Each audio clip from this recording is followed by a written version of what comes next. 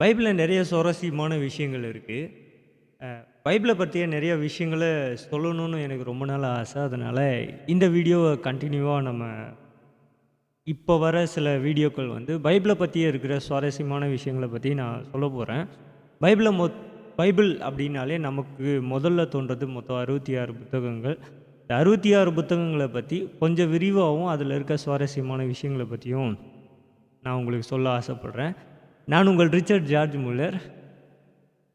வேதம் கற்போம் அப்படின்ற டைட்டிலில் தொடர்ச்சியாக அந்த பைபிளை பற்றிய சுவாரஸ்யமான விஷயங்களை பார்க்கலாம். வாங்க வீடியோக்குள்ளே.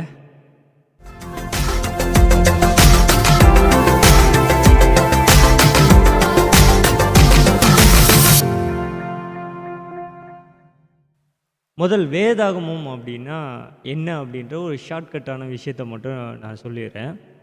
பைபிளில் மொத்தம் 66 புத்தகங்கள் இருக்குது. வேதாகமத்தில் மொத்தம் 66 புத்தகங்கள் இருக்குது. இந்த 66 புத்தகங்களில் 39 புத்தகங்களை பழைய ஏற்பாடுனும் 27 புத்தகங்களை புதிய ஏற்பாடுனும் அப்படின்னு சொல்லுவாங்க. இந்த பழைய ஏற்பாடுனா என்னென்னா, ஆண்டவர் இந்த உலகத்தை படைத்ததுலேருந்து இயேசு இந்த உலகத்துக்கு வந்தது வரைக்கும் இருக்கிற விஷயங்களை பழைய ஏற்பாடுனும், இயேசு வந்ததுக்கப்புறம் இயேசு இந்த உலகத்தில் மனிதனாய் பிறந்ததுக்கப்புறம் நடந்த அற்புதங்கள், அடையாளங்கள், அவர் உயிர் தெழுந்தது, அதற்கப்புறம் நடந்த சுவிசேஷங்கள், அப்போஸ்தலர்கள் எழுதின இதெல்லாம் குறித்து சொல்லப்படுற ஒரு விஷயந்தான் புதிய ஏற்பாடு. இது புதிய உடன்படிக்கை அப்படின்னு சொல்லுவாங்க. இதுதான் டோட்டலாக பைபிளில் இருக்க விஷயங்கள். பைபிளை பற்றிய வரலாறு நான் தனியாக உங்களுக்கு ஒரு வீடியோவாக நான் முடிஞ்சால் இந்த வாரத்தில் மேக் பண்ணுறேன். இல்லைனா நெக்ஸ்ட் வீக்கில் பைபிளை பற்றிய வரலாறை பற்றி நான் பேசுகிறேன். இப்போ இந்த பைபிளில் இந்த ஆதியாகமம் மொத்தம் 66 புத்தகங்களில் முதல் புத்தகத்தோட பேர் என்னென்னா ஆதியாகமம். அந்த ஆதியாகமத்தை பற்றிய சில விஷயங்களை நான் உங்களுக்கு சொல்கிறேன், முடிந்த அளவுக்கு கொஞ்சம் சீக்கிரமாக. ஃபஸ்ட்டு இந்த புத்தகத்தை எழுதுனதுக்கான முதல் நோக்கம் என்னென்னா, தேவன் இந்த உலகத்தை படைத்ததுக்கான அந்த எப்படி படைத்தார் அப்படின்றத சொல்கிறதுக்காகவும், மனிதனுடைய வாழ்க்கையை எப்படி நெறிப்படுத்தினாங்க, எப்படி அவங்களுடைய வாழ்க்கை ஆண்டவர் வந்து அழகாக மாற்றி தந்தாங்க அப்படின்றத காட்டுறதுக்கு தான் இந்த நோக்கம். இந்த ஆதியாகமம் எழுதப்பட்டதுக்கான நோக்கம் என்னென்னா, ஆண்டவர் இந்த உலகத்தை எப்படி படைத்தாங்க அப்படின்றத மக்களுக்கு அறிவிக்கும்படியாய். ரெண்டாவது, இதை யார் எழுதுனது? நிறைய ஸ்காலர் நிறைய சொல்கிறாங்க. ஆனால் நான் படித்த வரைக்கும் இந்த புத்தகத்தை மோசே எழுதியிருக்கலாம் அப்படின்னு என்ன பண்ணுறாங்க சொல்கிறாங்க. ஓகே, இது யாருக்காக எழுதப்பட்டதுன்னா இஸ்ரவேல் ஜனங்களுக்காக எழுதப்பட்டது. பிற்பாடு நம்ம எல்லாரும் வாசிக்கும்படியாக அது நமக்கு மொழிபெயர்த்து என்ன பண்ணாங்கன்னா கொடுத்தாங்க. இது ஈப்ரு மொழியில் தான் இருந்தது. இப்போ நமக்கு அதை ஈப்ரூலேருந்து க்ரீக்குக்கு வந்தது, க்ரீக்லேருந்து லத்தீன்லேருந்து அப்படியே ஒவ்வொரு மொழிகளாக மாற்றப்பட்டு இப்போ நம்ம கையில் தமிழ், இங்கிலீஷ் அப்படின்னு நம்ம கையில் இருக்குது. ஓகே, நான்காவதாக இது எந்த காலகட்டங்களில் எழுதியிருக்கலாம்?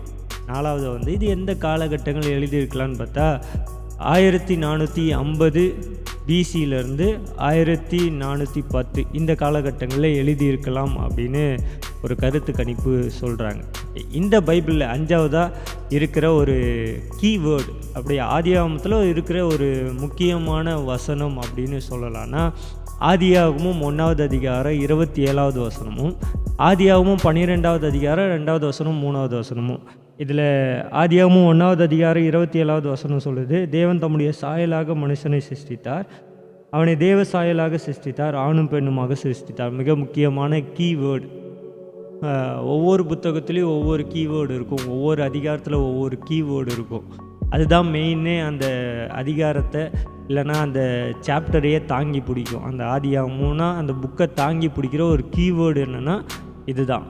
இதில் ரெண்டாவது இன்னொரு கீவேர்டு வசனம் என்னென்னா, ஆதியாகமும் 12வது அதிகாரம் 2-3 ஆபிரகாமுக்கு ஆண்டவர் வாக்குத்தத்தமாய் தந்த வசனம், நான் உன்னை பெரிய ஜாதியாக்கி உன்னை ஆசீர்வதித்து உன் பேரை பெருமைப்படுத்துவேன், நீ ஆசீர்வாதமாக இருப்பாய், உன்னை ஆசீர்வதிக்கிறவர்களை ஆசீர்வதிப்பேன், உன்னை சபிக்கிறவர்களை சபிப்பேன், பூமியில் உள்ள வம்சமெல்லாம் உனக்குள் ஆசீர்வதிக்கப்பட்டிருக்கும் அப்படின்னு சொல்லும். ஆறாவது, இதில் இருக்கிற மிக முக்கியமான மனிதர்கள் யாருன்னா ஆதாம், ஏவாள், அதுக்கப்புறம் வந்து நோவா, அதுக்கப்புறம் நோவாக்கு அப்புறம் ஆபிரகாம், ஈசாக்கு, யாக்கோபு, இவங்க எல்லாமே, யோசேப்பு, இவங்க எல்லாருமே இந்த ஆதியாகமத்தில் மிக முக்கியமான மனிதர்கள். ஆதியாகமம் அப்படின்ற வார்த்தைக்கு ஈப்ரூவில் ஒரு வார்த்தை இருக்குது.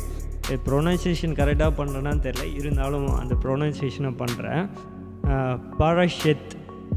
பரஷேத் அப்படின்ற வார்த்தையை பயன்படுத்துகிறாங்க. பழைய ஏற்பாடு, அதாவது ஆதி, தொடக்கம் அப்படின்ற வார்த்தை தான் இந்த பரஷேத் அப்படின்ற ஏப்ரு வார்த்தை, எபிரேய வார்த்தை. ஆதியாகமத்துக்கு வெளியே இருக்கிற சுவாரஸ்யமான விஷயங்கள், அதாவது ஆதியாகமத்தை யார் எழுதுனாங்க, இதில் இருக்க கீவேர்டு, இது யாருக்காக எழுதப்பட்டது இப்படின்ற வார்த்தையை நம்ம பார்த்தோம். இப்போ ஆதியாகமத்துக்கு உள்ளே என்ன இருக்குது அப்படின்ற ஒரு 7 காரியங்களை நான் சொல்ல போகிறேன். ஆதியாகமத்துக்கு உள்ளே இந்த 7 சுவாரஸ்யமான விஷயங்கள் இருக்குது அப்படின்றத நான் உங்களுக்கு காட்டுறேன். The story of creation. முதலாவது த ஸ்டோரி ஆஃப் கிரியேஷன். ஆதியாகமம் 1வது அதிகாரத்துலேருந்து ஆதியாகமம் 2வது அதிகாரம் 3வது வசனம் வரைக்கும் 7 நாட்கள் ஆண்டவர் இந்த உலகத்தை எப்படி அழகாக படைச்சாங்க அப்படின்றத நமக்கு அழகாக காட்டுது. 1வது அதிகாரத்துலேருந்து 2வது அதிகாரம் 3வது வசனம் வரைக்கும் அழகாக காட்டுது. 2வது த ஸ்டோரி ஆஃப் ஆதாம். அது வந்து 2வது அதிகாரத்துலேருந்து 2வது அதிகாரம் 4வது வசனத்துலேருந்து 5வது அதிகாரம் 32வது வசனம் வரைக்கும், அதாவது 5வது அதிகாரம் முழுவதுமே, 2வது அதிகாரம் 3வது அதிகாரம் 4வது அதிகாரம் 5வது அதிகாரம், இந்த 4 அதிகாரங்களிலும் ஆதாமை பற்றி அழகான சுவாரஸ்யமான விஷயங்களை நமக்கு காண்பிக்குது. அதுக்குள்ளே என்னென்ன இருக்குது அப்படின்னா, ஆதாம் அண்ட் ஈவ் அவங்கள பற்றியும், காயின் அண்ட் ஆபேல் அவங்கள பற்றியும்,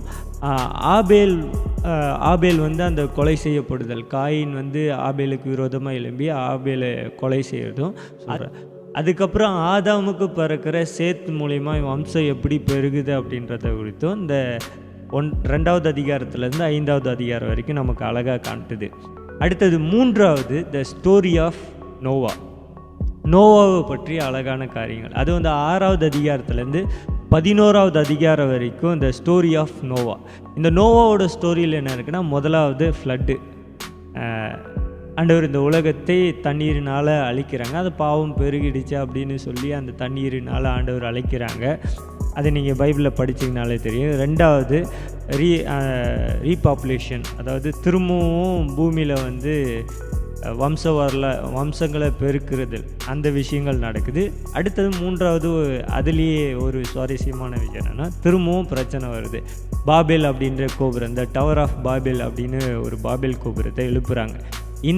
இந்த சம்பவங்கள் எல்லாமே இந்த 6வது அதிகாரத்துலேருந்து 11வது அதிகாரம் அந்த அதிகாரங்களுக்குள்ளே வருது. இது எல்லாமே நோவோட ஸ்டோரிஸ். அடுத்தது 4வது த ஸ்டோரி ஆஃப் ஆபிரகாமை பற்றி அழகான காரியங்களை இந்த பைபிளில் படிக்கலாம். ஆபிரகாமை பற்றி நம்ம நிறைய நிறைய விஷயங்களை நம்ம கேள்விப்பட்டிருப்போம். நீங்கள் இதில் படிச்சிங்கன்னா அழகாக இருக்கும். இந்த ஆபிரகாம் இந்த 12வது அதிகாரத்திலிருந்து 25வது அதிகாரம் வரைக்கும் ஆபிரகாமை பற்றி அழகாக சொல்லுது. இதில் ஆபிரகாமை பற்றி என்னென்ன சொல்லுதுன்னா, முதலாவது ஆண்டவர் வந்து ஒரு ப்ராமிஸை கொடுத்து ஆபிரகாமை கூப்பிடுறது. அப்புறமா ஆபிரகாமுக்கும் லோத்துக்கும் நடக்கிற சில கான்வர்சேஷன், அவங்களுக்குள்ளே நடக்கிற பிரச்சனை, அதாவது அவங்க வேலைக்காரங்களுக்குள்ளே நடக்கிற பிரச்சனை. அப்புறம் வந்து ஆபிரகாமுக்கு வந்து ஆண்டவர் ப்ராமிஸாக ஒரு குழந்தைய சன்னை கொடுப்பேன் அப்படின்னு சொல்கிறது. அதுக்கப்புறம் சேதோம் குமாராவை ஆண்டவர் அழிக்கிறது. அதுக்கப்புறம் வந்து ஈசாக்கு பிறக்கிறது. அப்புறம் ஈசாவுக்கும் ரெபேக்காவுக்கும் திருமணம் ஆகிறது. கடைசியாக ஆபிரகாமோட மரணம். இதை குறித்த அழகான ஒரு ஸ்டோரி, ஒரு சம்பவம், நிகழ்ச்சியே அந்த 12வது அதிகாரத்துலேருந்து 25வது அதிகாரம் 18வது வசனம் வரைக்கும் இருக்குது. அடுத்தது 5வது த ஸ்டோரி ஆஃப் ஐசக்கை பற்றியே இருக்கிற ஸ்டோரிஸ். இது வந்து 25வது அதிகாரம் 19வது வசனத்துலேருந்து 29வது அதிகாரம் 9வது வசனம் வரைக்கும் இந்த ஸ்டோரி ஆஃப் ஐசக். இந்த ஐசக்கோட ஸ்டோரி வந்து சின்ன ஷார்ட்டாக தான் இருக்கும். இது ஒரு 2-3 அதிகாரத்துலேயே முடிஞ்சிடும். யாக்கோபை பற்றியும் ஏசாவை பற்றியும் இருக்கும். அடுத்தது வந்து நம்பிக்குள்ளே நடக்கிற பிரச்சனைகள், இதை பற்றியெல்லாம் என்ன பண்ணணும்னா இருக்கும். இது வந்து 29வது அதிகாரத்தில் இருந்து 28வது அதிகாரம் வரைக்கும் என்ன பண்ணலாம் பார்க்கலாம். அடுத்தது 6வதாக இருக்கிறது த ஸ்டோரி ஆஃப்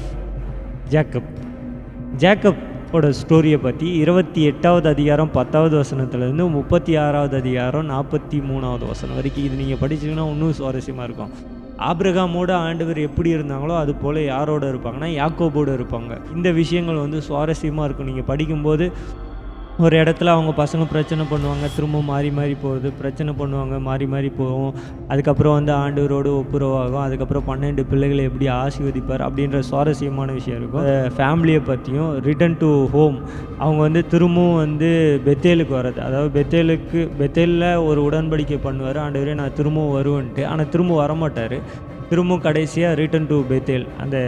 இது எல்லாமே இந்த 36வது அதிகாரம் வரைக்கும் அழகாக பார்க்கலாம். கடைசியாக 7வதாக இருக்கிற ஒரு சுவாரஸ்யமான விஷயம் என்னென்னா, த ஸ்டோரி ஆஃப் ஜோசப். இருக்கிறதுலே ஆதியாகமத்தில் மிக அழகாக இருக்கிற ஒரு ஸ்டோரி எதுனா ஜோசப்போட ஸ்டோரி தான். இது ரொம்ப அழகாக இருக்கும். அதை நீங்கள் படித்தாலே தெரியும். ஆதியாகமம் 37வது அதிகாரம் 1வது வசனத்துலேருந்து 50வது அதிகாரம் கடைசி வரைக்கும் ஜோசப்போட ஸ்டோரி. அதில் எப்படியெல்லாம் எகிப்து தேசத்தில் அவர் மேலே உயர்றாரு, அண்ணன்களால் எகிப்து தேசத்துக்கு முன்னாடி அண்ணன்களால் எப்படியெல்லாம் புறக்கணிக்கப்படுறாரு அப்படின்றத எல்லாம் காட்டும். இதுலேயே நான் அதை சொல்கிறேன் பாருங்கள். முதலாவது ஜோசப் பற்றி சில விஷயங்கள், அப்புறம் ஜோசப்புக்கு வர கனவு, அப்புறம் ஜோசப்பை தூக்கி விற்றுடுறாங்க. விற்றதுக்கப்புறம் அங்கே போய் போர்த்திபாலோட வீட்டில் வளர்கிறது, அப்புறம் போர்த்திபால் வீட்டிலேருந்து ஜெயிலில் தூக்கி போடுறாங்க. ஜெயிலேருந்து திரும்பவும் அரண்மனைக்கு போகிறது. அரண்மனையில் அங்கே ஆண்டவர் எப்படி அவரை உயர்த்துறாங்க அப்படின்றத, அப்புறம் எகிப்து தேசத்தில் அவருக்கு ஒரு குடும்பம் ஆண்டவர் கொடுக்குறாங்க. அந்த குடும்பத்தில் 2 பிள்ளைகள் பிறக்கிறாங்க. அந்த 2 பிள்ளைகளையும் ஆண்டவர் எப்படி ஆசீர்வதிக்கிறாங்க. அதுக்கப்புறம் அவங்க அண்ணன்மார்களை எப்படி திரும்பவும் வந்து ஜோசப்போட சேர்ந்து இருக்கிறாங்க. அப்பாவும் ஜோசப்பும் குடும்பம் எல்லாம் எப்படி ஒற்றுமையாக இருக்கிறாங்க அப்படின்றத அழகாய் ஒரு ஃபேமிலி ஸ்டோரி என்ன பண்ணுன்னா நமக்கு காண்பிக்கும்.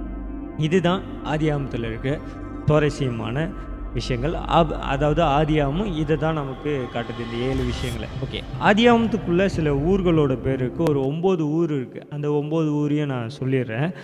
ஒன்று வந்து அரராத் மலை. இது வந்து நோவாவோட அந்த பேலை போய் நின்ற அந்த மலை. அடுத்தது வந்து பாபேல் கோபுரம் அப்படின்னாலே தெரியும். அந்த பாபேல் கோபுரத்தை பற்றி நிறைய விஷயங்கள் இருக்குது. அப்புறம் ஊர்ன்ற பட்டணம், இது வந்து ஆபிரகாமோட சொந்த ஊர். அப்புறம் ஆரோன் அப்படின்ற ஒரு ஊர் இருக்குது. அதுவும் தேராகு அவங்களுடைய குடும்பம், அதாவது ஆபிரகாமோட குடும்பம் அங்கேயும் என்ன பண்ணாங்கன்னா இருந்தாங்க. 5வது வந்து சீகேன்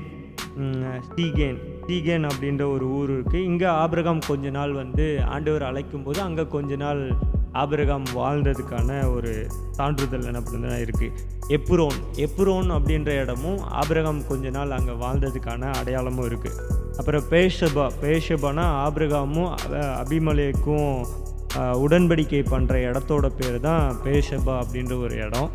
அப்புறம் பெத்தேல்னா யாக்கோபு நான் திரும்பவும் வருவேன்னு சொல்லி ஆண்டவருக்கு ஒரு இடத்துக்கு பேர் வைக்கிறது பேர் தான் பெத்தேல் அப்படின்றது. கடைசியாக 9வது எகிப்து அப்படின்ற தேசம். இந்த 9 ஊர்கள் தான் அழகாக நமக்கு என்ன பண்ணால் இந்த ஆதியாகமம் முழுவதும் சுற்றி வந்துக்கிட்டே இருக்கும். அடுத்தது மிகப்பெரிய சாம்ராஜ்யம். ஓகே, மிகப்பெரிய சாம்ராஜ்யம் 2 என்ன பண்ணுதுன்னா இந்த ஆதியாகமத்தில் நமக்கு காட்டுது. மிகப்பெரிய சாம்ராஜ்யம் அதில் வந்து முதலாவது வந்து பாபிலோனிய சாம்ராஜ்யம். ஆதியாகமத்தில் நீங்கள் பார்த்தீங்கன்னா தெரியும், 14வது அதிகாரத்தில் 1வது வசனம் அந்த இடங்கள்லாம் நீங்கள் படித்தீங்கன்னா அங்கே இருக்கிற ராஜாக்களை குறித்து நமக்கு காட்டும். அடுத்தது 2வது எகிப்து தேசம், மிக மிக பழமையான தேசம் எகிப்து தேசம். இதை பற்றியும் நான் வருகிற வீடியோக்குள்ளே முடிந்த அளவுக்கு என்ன பண்ணுறேன்னா இடையில சின்ன வீடியோக்களை ரெடி பண்ணி போடலான்னு இருக்கிறேன், ஐடியா இருக்குது. எகிப்து தேசத்தை பற்றி, பாபிலோனியத்தை பற்றி, அப்புறம் வேதாகமத்தை பற்றி முழு சம்பவங்கள், இந்த வேதாகமம் எப்படி உருவாக்கப்பட்டது, வேதாகமம் எப்படியெல்லாம் மாறிச்சு, இந்த விஷயங்களெல்லாம் பேசும்போது நிறைய அடி வாங்கும். அந்த அடி வாங்கிறதையும் சேர்த்து என்ன பண்ணுறேன்னா சொல்கிறேன். ஓகே, இந்த ஆதியாகமம்னா இவ்வளோ தான், இதுதான் தீம். இந்த தீமை வச்சு நீங்கள் படிங்க, இது ரொம்ப சுவாரஸ்யமாக இருக்கும். நான் இது படித்து எனக்கு மனப்பாடானதுனால நான் அப்படியே டக்குன்னு சொல்லிட்டேன். சுவாரஸ்யமாக இருந்ததுன்னு நினைக்கிறேன். இந்த மாதிரி சுவாரஸ்யமான 66 புத்தகங்களை பற்றி நம்ம தொடர்ச்சியாக பார்க்க போகிறோம். இந்த வீடியோ நல்லா இருந்தது அப்படின்னு உங்கள் மனசில் தோணுச்சுன்னா அப்படியே உங்கள் ஃப்ரெண்ட்ஸுக்கும் உங்கள் ஃபேமிலிக்கும் அப்படியே ஷேர் பண்ணி, இந்த பைபிளை பற்றிய அநேக விஷயங்கள் இன்ட்ரெஸ்ட்டாக இருக்கிற உங்கள் ஃபேமிலியில் யாராவது இந்த வீடியோ அப்படியே ஷேர் பண்ணுங்கள். அடுத்த வீடியோவில் சந்திக்கிறதும் this is Richard George Muller.